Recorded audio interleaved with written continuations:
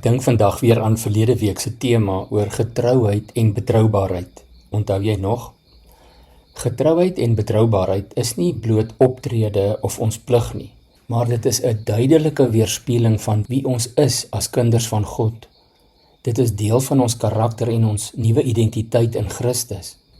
Ons word nie geroep tot getrouheid omdat ons moet nie, maar omdat dit spruit uit 'n lewe van integriteit, empatie en liefde. Dit vra moed om met integriteit te leef, veral in 'n wêreld waar vertroue uiters skaars is. Die bekende gelykenis van die goue munte, ook genoem die talente, in Matteus 25 van vers 14 af, leer ons dat God ook aan elkeen van ons unieke gawes en verantwoordelikhede toevertrou, en hy verwag dat ons getrou daarmee sal werk. Die Here prys sy dienaars wat getrou was oor klein dinge en vertrou hulle dan met nog meer.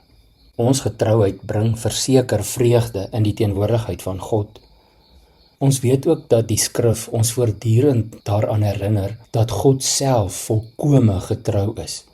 Hy doen altyd wat hy beloof. Soos Paulus getuig in 1 Korintiërs 1 vers 9, God is getrou, hy wat julle geroep het om verenig te lewe met sy Seun Christus Jesus. Betroubaarheid as deel van die vrug van die Heilige Gees in Galasiërs 5 is as ware dan ook deel van ons geestelike klere en wapenrusting in aanhalingstekens, ons nuwe lewe in Christus. Soos Paulus sê in 2 Korintiërs 5 vers 17, as iemand in Christus is hy 'n nuwe skepsel. Ons getrouheid vloei uit ons verhouding met God en is sigbaar in al ons verhoudings, natuurlik by die huis, tussen familie en vriende, maar ook in die werkplek, waar eerlikheid en betroubaarheid uiters belangrik is. Lees maar weer Efesiërs 5, vers 5 en 6. Ons roeping is om ons Here en Leermeester se identiteit in ons te laat gebeur. Ons leef ons God na, soos ons leer van ander onvolmaakte, maar gewillige kinders van God, soos Abraham, Daniel, Josef, Rut, Dawid en Paulus, Timoteus, Epafras en nog honderde ander. Ek wil jou aanspoor, nee, by jou pleit. Laat jou geloof duidelik sigbaar wees in jou optrede, jou woorde, jou leefstyl.